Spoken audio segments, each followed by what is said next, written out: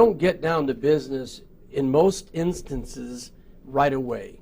You have to establish some rapport. Now it depends on where you're at and who you're with, but you must kind of spend some time either with a sincere compliment, asking them some questions about something in their life, but you chit-chat and try your best at feeling a feeling of rapport. Now this is even if you already know them. It's also if you've been with them before, but we always come back to that first fundamental. Let's create some rapport. Now after that is when we do this process of getting down to business. And as you mentioned, it's one of my favorite things to teach because it's what you have to do if you're going to close lots of sales. And there are steps to it. Now, step number one, you need to create and learn what we call an introductory get down to business statement. Now, I'm going to share mine with you. And it's just like if I were sitting across the table from you right now, and we were in a presentation situation. After a little rapport, as I mentioned, I would just simply say this statement to you. John, let me begin by just thanking you for the time that we're going to share. See, I totally believe that if you start with a thank you for the time you're sharing, it's a real nice way of starting the good feelings after building a little rapport. Then I would say this sentence, I hope we can consider this meeting somewhat exploratory. Now the reason I like those two words, somewhat exploratory, what you're really saying is, I'm not selling you anything, we're going to explore together. It's designed to relax them. It's designed to kind of say, let's not talk about purchasing anything yet, to again get the defense barriers to come down, okay?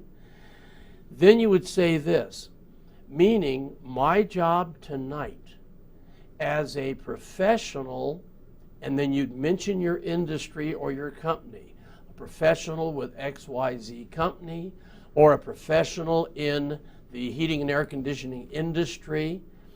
You would mention your industry or your company, and you would say, as a professional, okay, is to show you, here's the thing you're going to say then, is to show you our dynamic company, and use that term, our dynamic company, and how we are helping many consumers in this area enjoy the benefits of our product or service. Second thing I want you to do is try to create a consultative feeling at the table.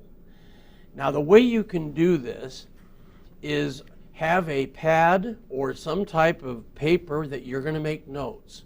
You see, a consultant makes notes.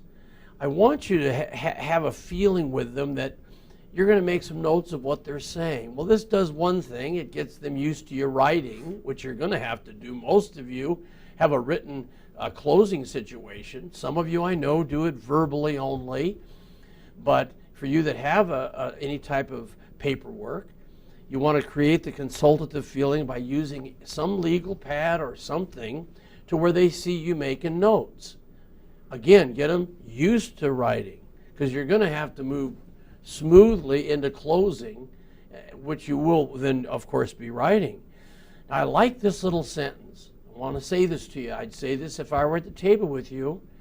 You know, John, over the years, I found it very beneficial to make notes during conversations so I can do a better job of serving people, of helping people. So I hope you won't be offended if while we talk, I just make a few notes.